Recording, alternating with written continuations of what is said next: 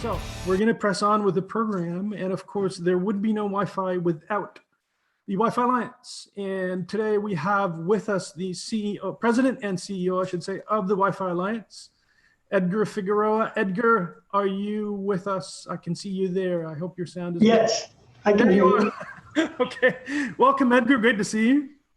Same here, likewise. Good. Do you want to share your presentation with us? Let me see how I can do this. I'm not seeing the button, the share your screen button. Should be there. Maybe I need some rights. I think it's okay. Let me see. No, I think you're good. It should be a green button. You didn't see it? Here we go. Great. That helped. Thank you. Okay. You're welcome. Let's see. So hopefully you can see that. Yeah, that's good. Looks good. Great. So again, thanks, Klaus. Thanks for the opportunity to address your audience and for hosting this event and helping our industry stay informed about the latest developments in the exciting Wi-Fi market. I didn't coordinate at all with Dan, but some of what you'll hear from me very much complements what you heard from him. Before I get started, here's hoping everyone is well, and here's hoping we can get together to do this in person soon. So today we put a brief agenda for you. We'll give you an introduction to Wi-Fi Alliance, then we'll talk about Wi-Fi in context before introducing some of the things that we're doing to prepare Wi-Fi for the next era of connectivity. We thought that having this spot on the agenda would be a great opportunity to tease you with some of what you may hear for the rest of the conference. So we'll absolutely take that opportunity. Wi-Fi Alliance is, of course, the worldwide network of companies that brings you Wi-Fi. We base our work on three pillars: innovation, growth, and collaboration. And just to give you a sense of scope, Wi-Fi Alliance has about 900 member companies from around the world, spanning all the different areas of the ecosystem. And we all galvanize around a vision of connecting everyone and everything everywhere. And if we think back at where we were as of 2019, I'd agree that Wi-Fi has indeed been a force for good for our entire existence and the world's cornerstone of connectivity for some time. And up until 2019, we tried to give you a sense for this with different data that we shared. For example, Wi-Fi carrying more than half of all the data traffic in the world, bringing multiple trillions of dollars to the world's economy, connecting rural and low-income communities, and carrying the bulk of mobile network data, as well as being the way that we connect at work and being the default network for most enterprises. And finally, just being indispensable in municipal services and generally across managed networks, for example, including public venues. So this is sort of where we were in 2019.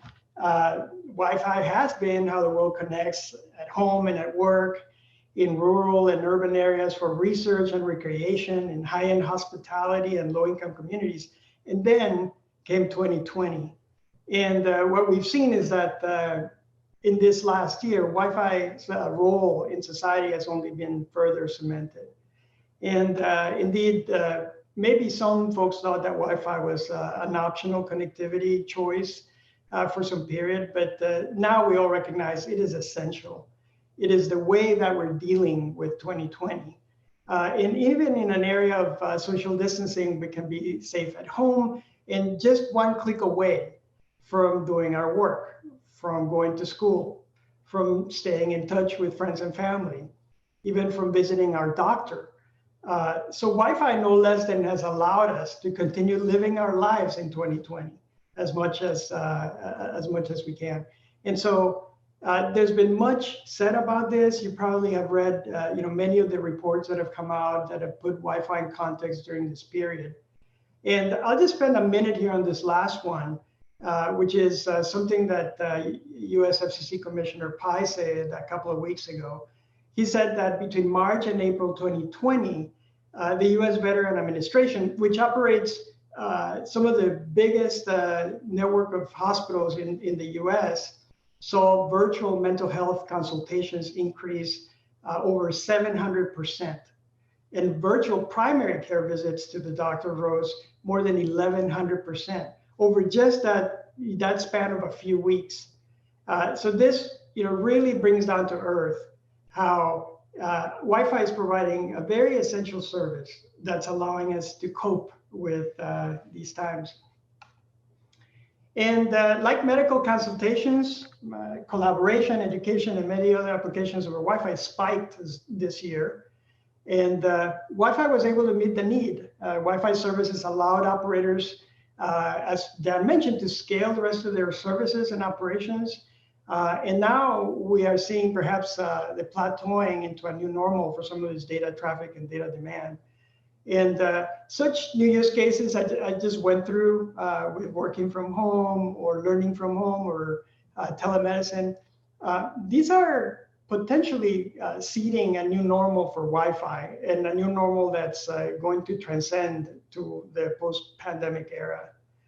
So this paints a picture for what Wi-Fi has been, particularly what Wi-Fi has been in the last year. And so it begs the question, what's next? Which is what we're here to talk about. And we are continuing to build Wi-Fi for the next era. And you might expect that, as we always have been, Wi-Fi is a hotbed of innovation for the world. And I'm sure Klaus stays busy with our industry because we don't stand still. And so today I just would underscore a couple of elements that you might hear about for the rest of the conference, because these are very dynamic areas where there'll be a lot of innovation as we prepare Wi-Fi for the next era. So first and foremost, global 6 gigahertz access. We also will talk about increased mobility for all Wi-Fi devices, strong security, and sophisticated home Wi-Fi. So let us cover each one of these in turn. So soon we will hear from Commissioner Rosenworcel. And as you all know by now, FCC took the bold step in 2020 to make available some 1,200 megahertz of spectrum in 6 gigahertz. And with this newly available spectrum, you'll see a notable jump in Wi-Fi capabilities that should enable more progress in areas like financing, healthcare, and industrial IoT, and many others. We are likely to see innovation that we could not have imagined because of this new spectrum. So we're very excited about that, obviously. And because of the new spectrum, everyone will benefit, whether you have one of those devices that operates there or not, because of the longer, let's just say longer life or longevity and utility that we'll all get from 2.4 and 5 gigahertz because of traffic relief.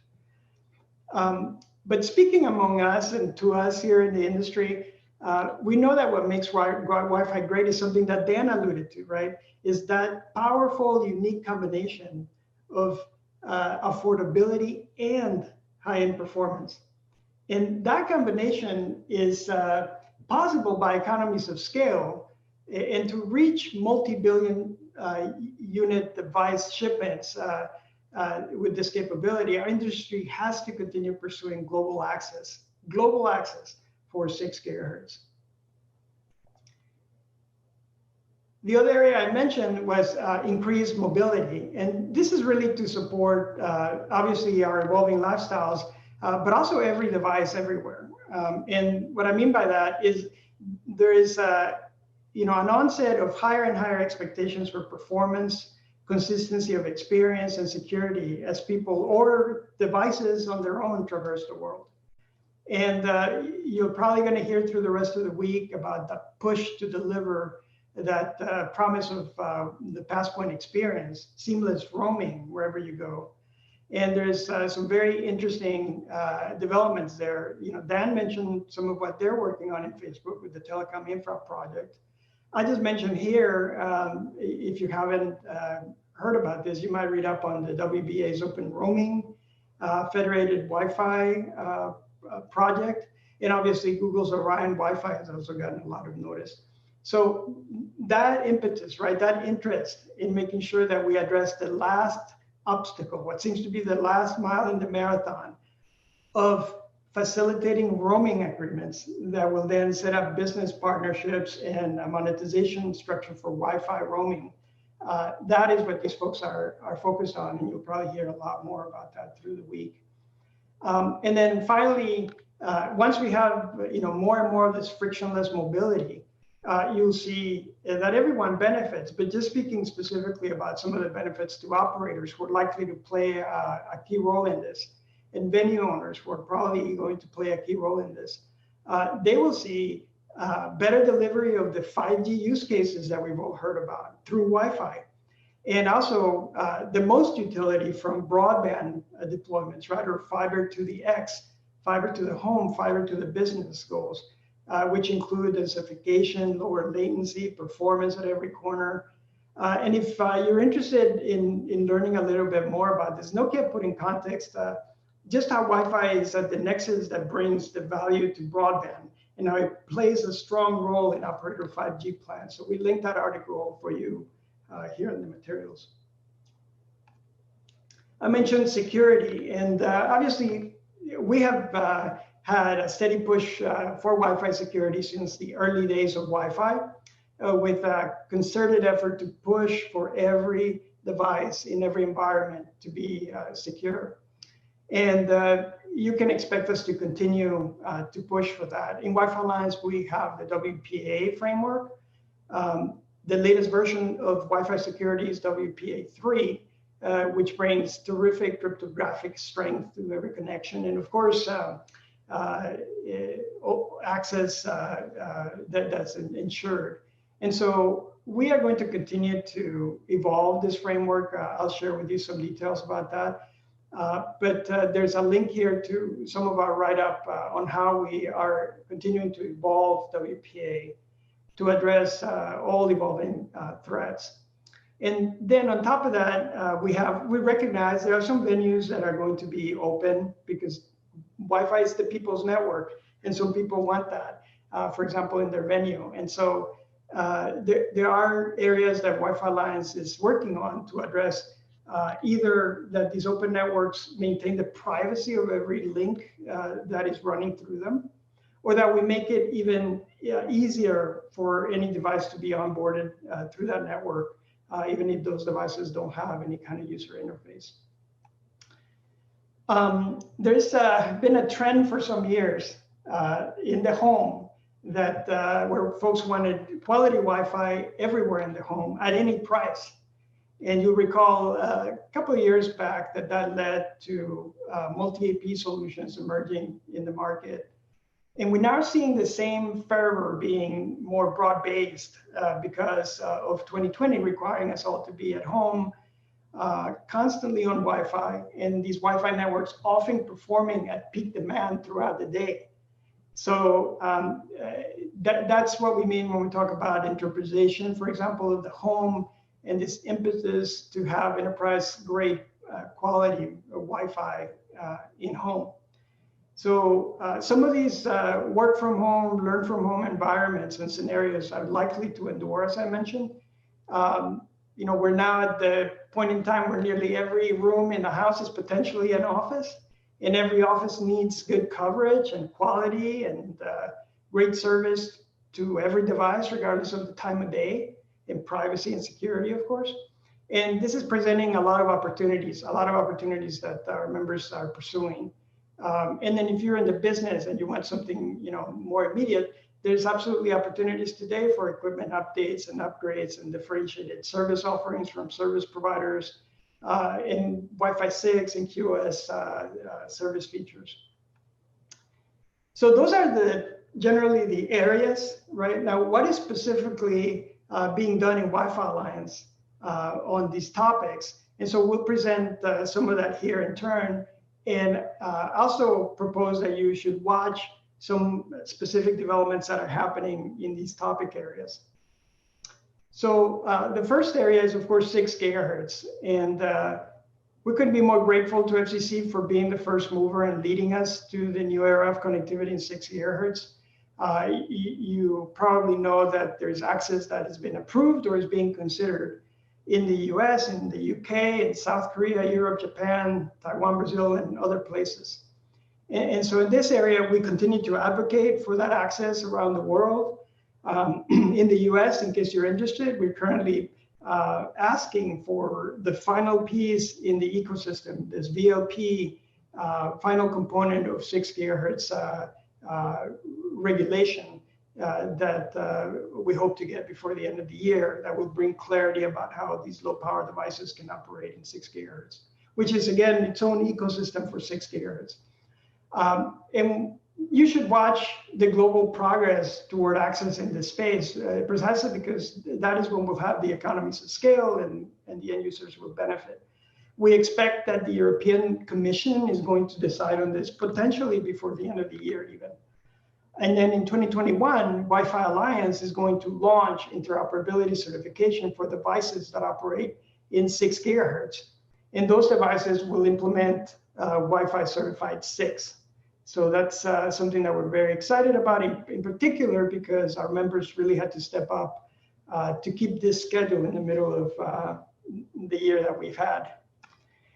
In terms of mobility, we have some new updates to Wi-Fi Advantage that are being announced today, where we're adding Wi-Fi 6 and WPA3 support. Obviously, mobility is sort of the last piece of really extracting the most value from fixed broadband, such as fiber and 5G. And so we're expecting that to the extent that we can make progress in these areas, the whole Wi-Fi community may benefit. There are more updates then to that end to optimize connectivity, one of our programs that will allow even faster and smoother transitions across networks. And then we're asking you, if you want to follow this space, pay attention to what's going on with federated roaming, Passpoint, and programs from Wi-Fi Alliance like optimized connectivity, because all of these things are coming together and building momentum toward even better mobility with Wi-Fi. In the area of security, some of your folks may not know that WPA3 is now required and included in all devices certified since July in 2020. So that was really, a watershed moment entering the new era of WPA3 security. And obviously, we'll continue the evolution of WPA3 to improve all the different environments where Wi-Fi is going. New features are going to be announced in early 2021, so watch that space. But then in addition, security in Wi-Fi is not limited to WPA3 alone. So we have enhanced open, which makes communications in open networks private, and Wi-Fi Easy Connect that allows anyone to provision devices into a secure Wi-Fi network. So obviously, we're asking you to watch what's happening with Easy Connect and a feature that will allow for bulk provisioning that's coming soon, and WPA3 Personal will see the inclusion of support for more robust secret password element generation in early 2021. And then finally, in the area of home Wi-Fi, you can continue to see a strong push from the industry toward enterprise level, let's say quality and maturity for Wi-Fi. And this is also reacting to what we are seeing in the demand created by the 2020 experience. So there is enhancements to Easy Mesh that we're working on. Wi-Fi Easy Connect is there for secure onboarding, and you should watch in 2020 for this evolution and enhancement to the home Wi-Fi experience to continue with these programs. And also additional enhancements to QoS management features that we have coming. So now is a perfect time to invest in Wi-Fi. Obviously, Wi-Fi is the safe bet in uncertain times. It is proven reliable and extensible, as we have seen in 2020. I just described a little bit of what you're going to hear throughout the week. For example, that the demand for home Wi-Fi is increasing. And also the expectations for home Wi-Fi are even more demanding. And opportunities exist through roaming and some of what we heard through, for example, Dan's presentation. with new business models and broadband deployments all around the world with fiber and otherwise. And also by helping everyone realize the vision of 5G through Wi-Fi.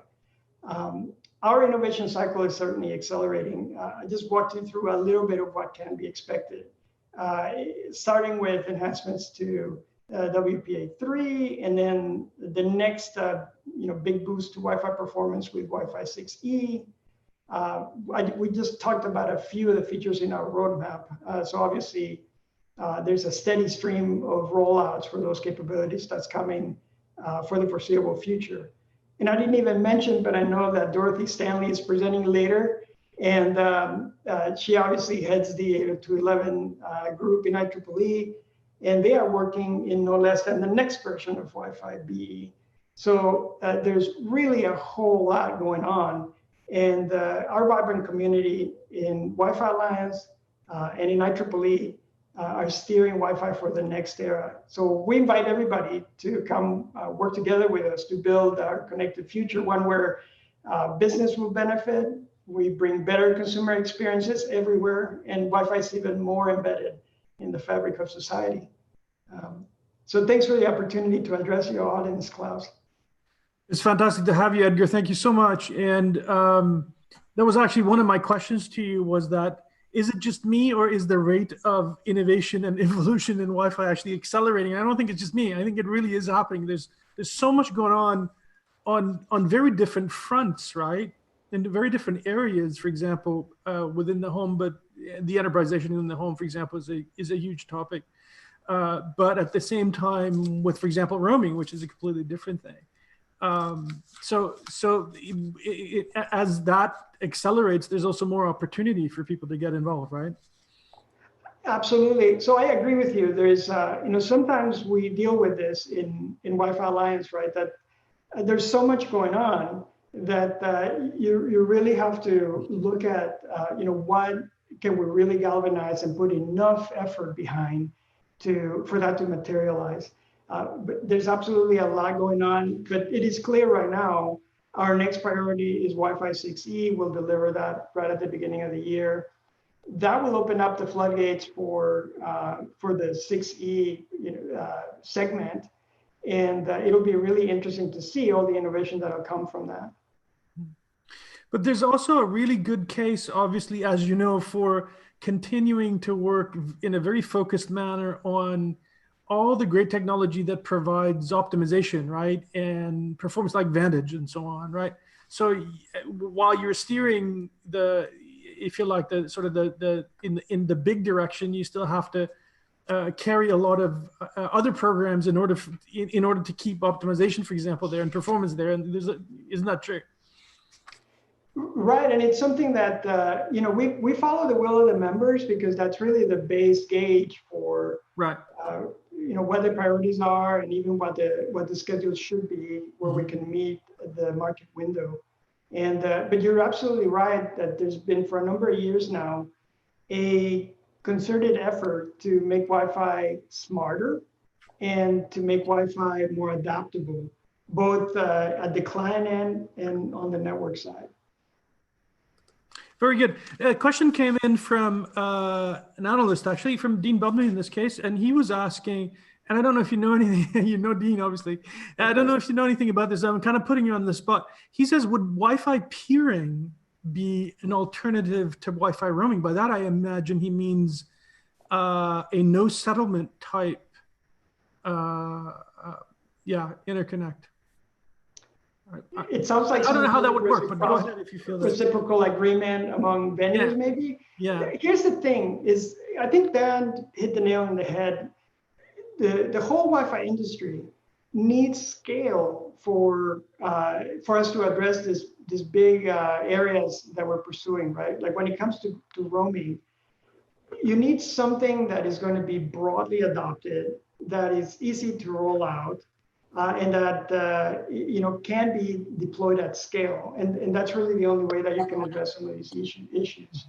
And I don't know that the peering, I certainly haven't seen momentum for that yet from where I see. Right. Okay. Very good, Edgar. It's fantastic to have you as always, and of course, we wish you great progress on all the enormously complicated, actually, in fact, a big complicated task in front of you with all these things going on. And we're here to support for what it's worth. So really good to have you. And please come back and see us again. Thank you, Klaus. Appreciate the opportunity. Good morning.